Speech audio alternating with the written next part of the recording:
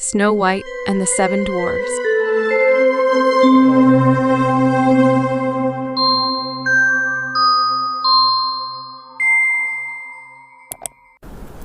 Introduction. Once upon a time in the middle of winter, when the flakes of snow were falling like feathers from the sky, a queen sat at a window sewing, and the frame of the window was made of black ebony.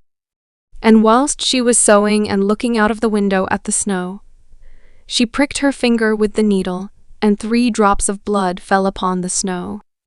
And the red looked pretty upon the white snow, and she thought to herself, "Would that I had a child as white as snow, with lips as red as blood, and hair as black as the wood of the window frame."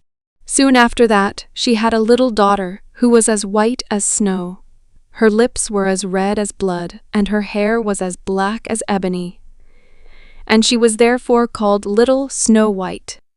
And when the child was born, the queen died. The evil stepmother.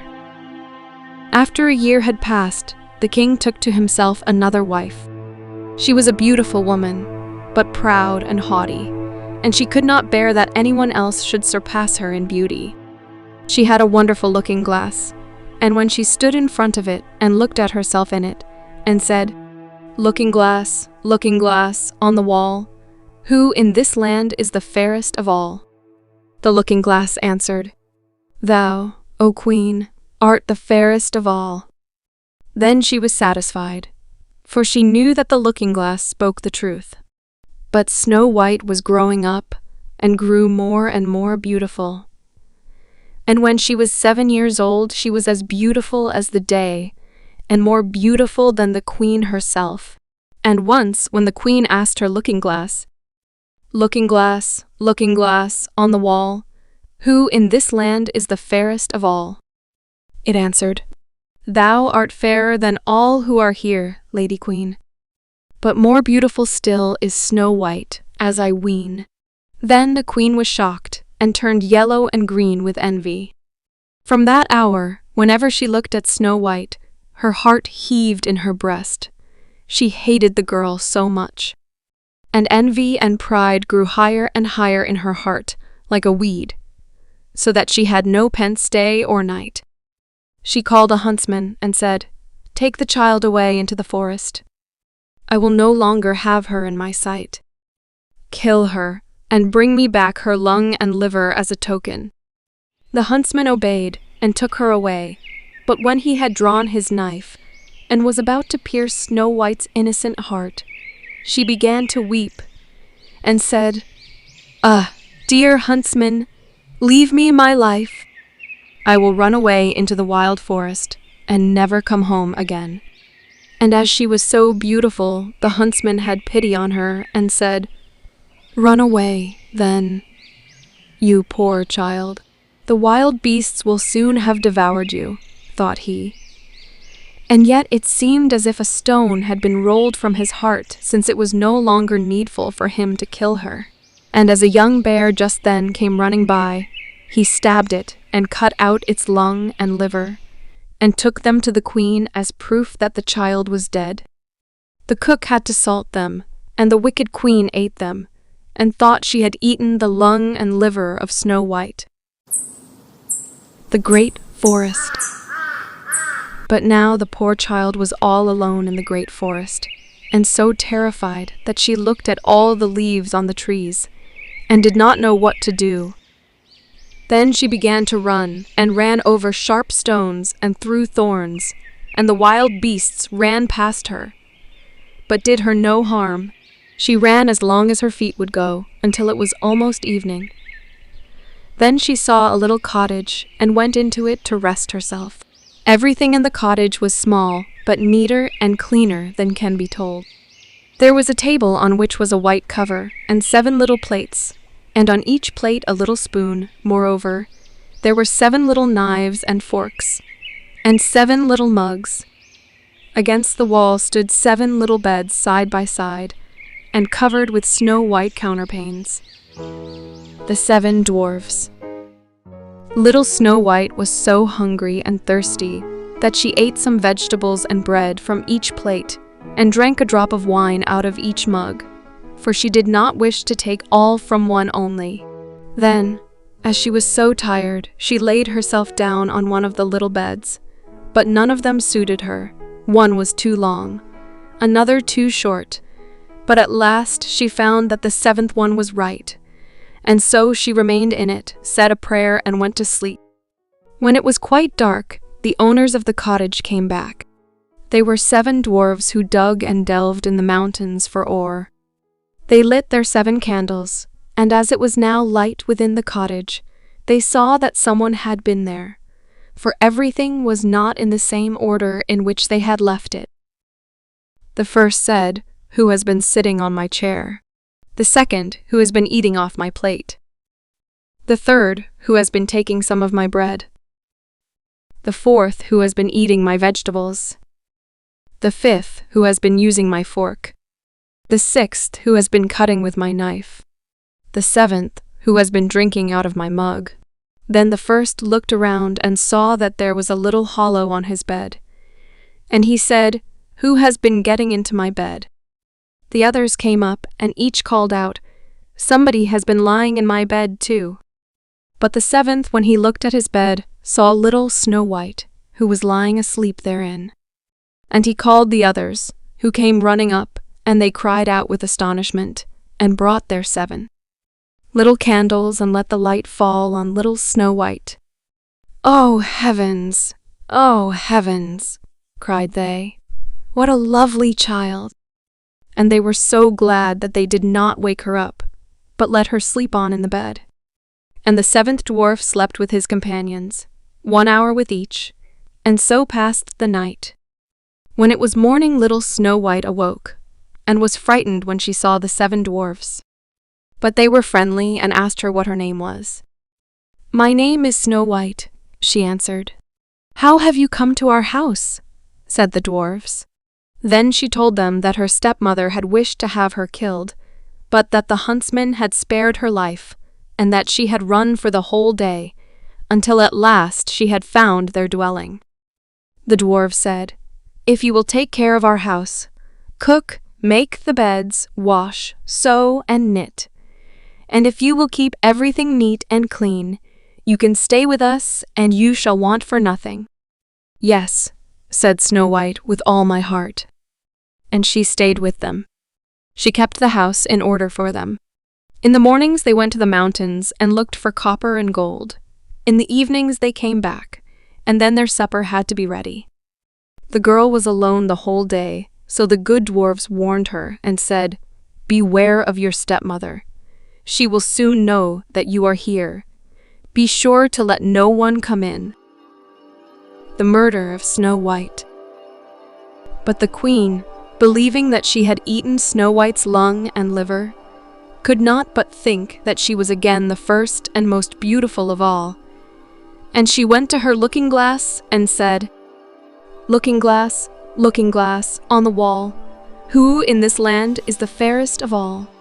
And the glass answered, "O Queen, thou art fairest of all I see. But over the hills, where the 7 dwarves dwell, Snow White is still alive and well, and none is so fair as she." Then she was astounded, for she knew that the looking-glass never spoke falsely, and she knew that the huntsman had betrayed her, and that little Snow White was still alive.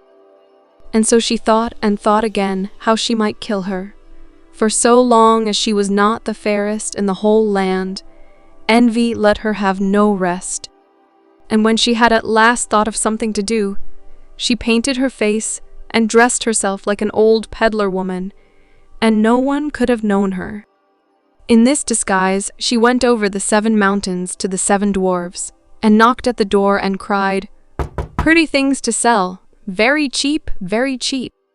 Little Snow White looked out of the window and called out, "Good day, my good woman. What have you to sell?"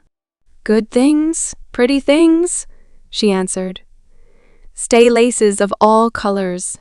And she pulled out one, which was woven of bright-colored silk. "This lace is very cheap.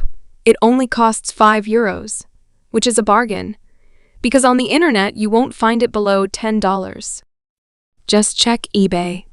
I may let the worthy old woman in, thought Snow White, and she unbolted the door and bought the pretty laces. Child, said the old woman, what a fright you look. Come, I will lace you properly for once. Snow White had no suspicion, but stood before her and let herself be laced with the new laces. But the old woman laced so quickly and so tightly that Snow White lost her breath and fell down as if dead. Now I am the most beautiful, said the queen to herself, and ran away. Not long afterwards, in the evening, the 7 dwarfs came home, but how shocked they were when they saw their dear little Snow White lying on the ground, and that she neither stirred nor moved, and seemed to be dead.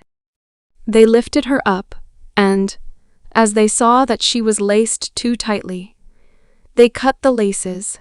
Then she began to breathe a little, and after a while came to life again. When the dwarfs heard what had happened, they said, "The old peddler woman was no one else than the wicked queen. Take care and let no one come in when we are not with you." But the wicked woman, when she had reached home, went in front of the glass and asked, "Looking glass, looking glass, on the wall, who in this land is the fairest of all?" And it answered as before, "O queen, thou art fairest of all I see. But over the hills, where the 7 dwarfs dwell, Snow White is still alive and well, and none is so fair as she." When she heard that, all her blood rushed to her heart with fear, for she saw plainly that little Snow White was again alive.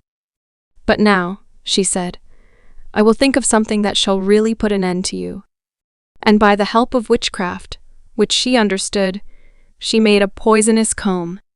Then she disguised herself and took the shape of another old woman. So she went over the 7 mountains to the 7 dwarfs, knocked at the door, and cried, "Good things to sell, cheap, cheap." Little Snow White looked out and said, "Go away. I cannot let anyone come in." "I suppose you can look," said the old woman, and pulled the poisonous comb out and held it up. It pleased the girl so well that she let herself be beguiled and opened the door. When they had made a bargain, the old woman said, "Now I will comb you properly for once." Poor little Snow White had no suspicion, and let the old woman do as she pleased. But hardly had she put the comb in her hair than the poison in it took effect, and the girl fell down senseless. "You paragon of beauty," said the wicked woman, "you are done for now." And she went away. But fortunately it was almost evening when the 7 dwarfs came home. When they saw Snow White lying as if dead upon the ground, they at once suspected the stepmother, and they looked and found the poisoned comb. Scarcely had they taken it out when Snow White came to herself and told them what had happened. Then they warned her once more to be upon her guard and to open the door to no one. The queen, at home, went in front of the glass and said, looking glass, on the wall, who in this land is the fairest of all?" "O queen, thou art fairest of all I see. But over the hills, where the 7 dwarfs dwell, Snow White is still alive and well, and none is so fair as she." When she heard the glass speak thus, she trembled and shook with rage. "Snow White shall die," she cried, "even if it costs me my life." Thereupon she went into a quite secret, lonely room, where no one ever came, and there she made a very poisonous apple. Outside it looked pretty, white with a red cheek, so that everyone who saw it longed for it. But whoever ate a piece of it must surely die. When the apple was ready, she painted her face and dressed herself up as a farmer's wife, and so she went over the 7 mountains to the 7 dwarfs. She knocked at the door. Snow White put her head out of the window and said, "I cannot let anyone in. The 7 dwarfs have forbidden me." "It is all the same to me," answered the woman. "I shall soon get rid of my apples." "There, I will give you one." "No," said Snow White, "I dare not take anything." "Are you afraid of poison?" said the old woman. "Look, I will cut the apple in 2 pieces. You cat the red check, and I will cat the white." The apple was so cunningly made that only the red check was poisoned. Snow White longed for the fine apple, and when she saw that the woman ate part of it, she could resist no longer, and stretched out her hand and took the poisonous half. But hardly had she a bit of it in her mouth than she fell down dead. Then the queen looked at her with a dreadful look, and laughed aloud and said, "White as snow, red as blood, black as ebony wood. This time the dwarves cannot wake you up again." And when she asked of the looking-glass at home, "Looking glass, on the wall, who in this land is the fairest of all?" And it answered at last, "O Queen, in this land thou art fairest of all." Then her envious heart had rest, so far as an envious heart can have rest. The funeral. The dwarves, when they came home in the evening, found Snow White lying upon the ground. She breathed no longer and was dead. They lifted her up, looked to see whether they could find anything poisonous, unlaced her, combed her hair, washed her with water and wine, but it was all of no use. The poor child was dead and remained dead. They laid her upon a bier, and all 7 of them sat round it and wept for her, and wept 3 days long. Then they were going to bury her, but she still looked as if she were living, and still had her pretty red checks. They said, "We could not bury her in the dark ground," and they had a transparent coffin of glass made, so that she could be seen from all sides. And they laid her in it, and wrote her name upon it in golden letters, and that she was a king's daughter. Then they put the coffin out upon the mountain, and one of them always stayed by it and watched it. And birds came too, and wept for Snow White, first an owl, then a raven, and last a dove. And now Snow White lay a long, long time in the coffin, and she did not change, but looked as if she were asleep. For she was as white as snow, as red as blood. Hair was as black as ebony. The prince. It happened, however, that a king's son came into the forest and went to the dwarves' house to spend the night.